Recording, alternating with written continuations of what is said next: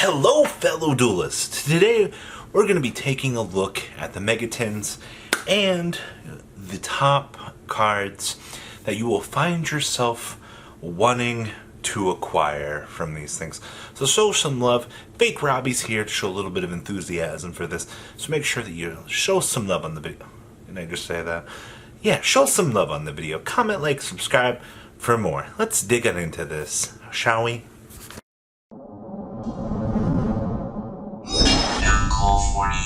Number 1 on our exploration list of top cards from Megatins 2020 is Dragoon of the Red. Did anybody say generic destruction negation on a 4K body? Easy.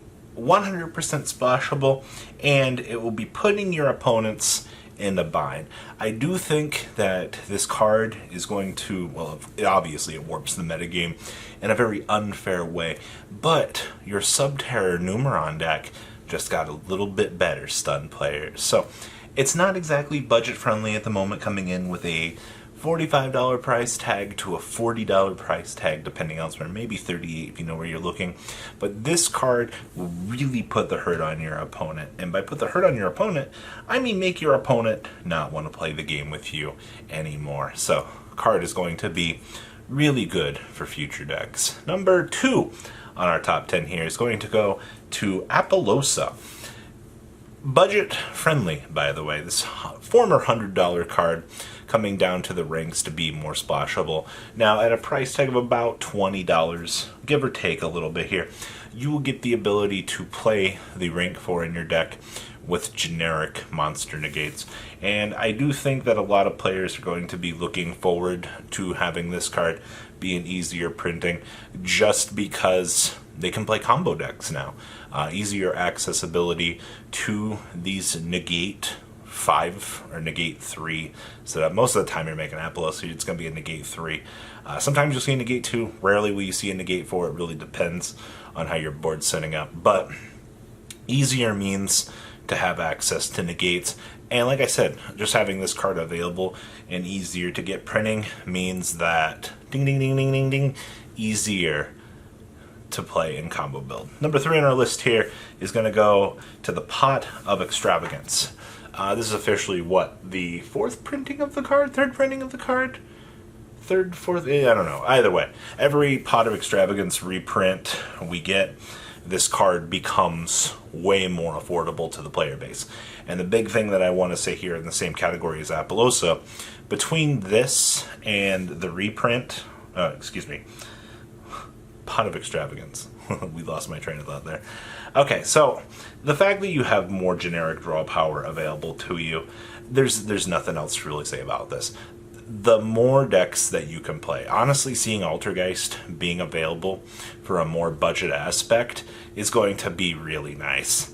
Honestly, just having the pots be available for about $20, $60, you can play an entire armada of decks and play it in combo.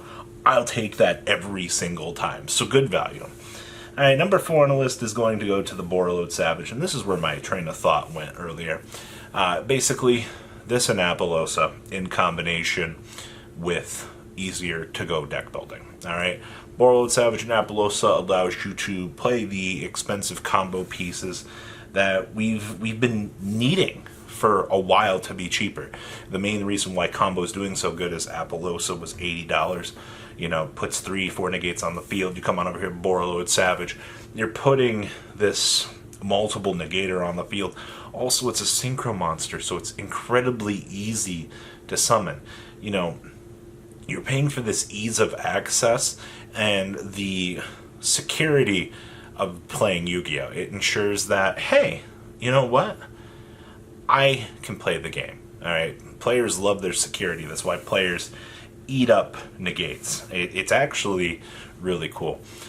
Next up on our list here is going to be VIP Masquerena. Now, IP's overall playability is still about the same that we've had since Link Era. The big thing that we are using for this card is we're using it to step up into a Kirin. I've seen people make access code talkers on the opponent's turn, which I guess it's like Fireball Pass, it almost feels like. But you step into basically this indestructible clause on a card that ensures you, hey, good luck outing that. Or, you want to make the unicorn spin on the opponent's turn for the disruption. It's easy to do. That's what IP gives you, plus a mini extra text clause that your opponent's going to have to further out and answer. So, IP being easier to get makes those combo plays all the better. The 2020 Megatins should be, hey, play budget combo.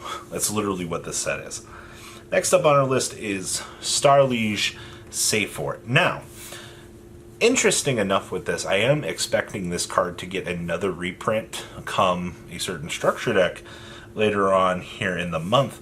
But the big thing with this is you can play Dragon Link. Oh, this entire 10 makes Dragon Link easier and more affordable. Wow, it's almost like this is what this was made to do. If you've been looking at the price tag as of late on Dragon Link things, and you were a little bit put off, I mean, like Appaloosa just got the reprint, the Borreload Savage just got the reprint for the deck, Striker Dragon is in the tins as well, and to top things off, you also have Starliege, which is another part of certain aspects of the combo for the deck. So they did very good with this.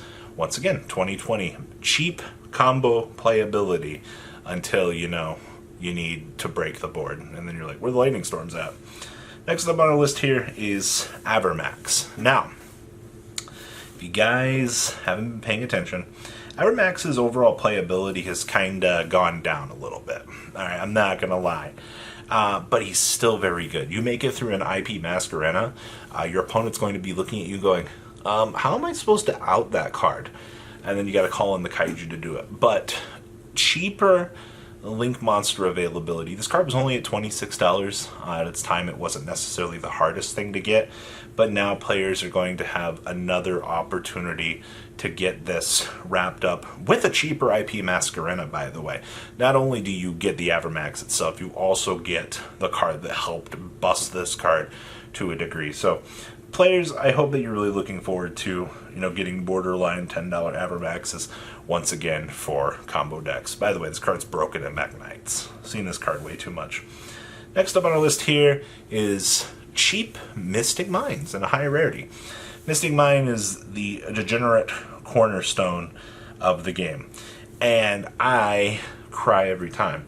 I am very happy to see that we are going to have easier to get Mystic Mines, considering the fact that this card had a $7 to $8 price tag before its announced reprint on a singular super rare, by the way, that you were available. You could get multiples if you bought a box if you were lucky. Alright, so think about that. Such a generic floodgate in the game, like that you basically need to play, and it was walled behind this ridiculous price tag. So the Megatins did one good thing, and they lowered the price of Mystic Mine and gave it to you in a beautiful new, what is it, secret rare rarity? I wish it would have been an ultra. I would have been very happy with that, but you know what? We'll take it. Next up, we're going to have cheaper Phantasmes. Now, Phantasme might not be as good as it once was. I'm not going to be one of the people to, disagree with this. But what this card has kind of given to us at this stage in time is draw power, and draw power. Now, like I said, we're out of Link era. It's not like Links don't exist, because they still do. They still are very relevant as of this point. But you can tell that Phantasme's kind of taking a back seat. You'll still see it in side decks, but for a side deck card to be available in really this cheap of a fashion, in terms of value, you take it. You're looking at what? Right now they're on pre-sale for $8 for a super rare. Give it time, let these circulate, but instead of having to spend $60 on a playset, you're spending less than, under half of value. That's good. And the last card in the set that really piques my interest here, I'm going to give to Gizmek. Now, interesting enough with this is a boost to Grand Manju players. Now, you guys, Pot of Desires, you got the Grand Manjus from other sets. You now have, Gizmeks were $15. Good news is if you're a budget player and you were like, I want to kind of play Grand Manju, you can now. For $15, the former cost of one Gizmek, you can get 3 of them things and a much more vibrant affordability. And it just opens up more degeneracy. You've been wanting to play Mech Knights, and you're like, I'm missing the Gizmeks, but I have the Grisus for some reason. You can do it. So more playability is always a good thing. There's still good things in the tins. You still got no materials and things like that. But I do think at this point in time, these are the top 10 for the tins. So guys, what do you think? Please leave a comment down below. Tell me what you guys think. And well, guys, I'm out. Peace. Thank you, patrons, for making the ride never truly end. Without you guys' support, well, I would probably be doing Truffle Shuffle videos for a living. Guys, please check out VanCool40 for all of your Cardfight Vanguard content brought to you by MCool40. And if you are looking to pick up singles, check out mcoolgames.com for your trading card game needs. Thanks for watching, everybody.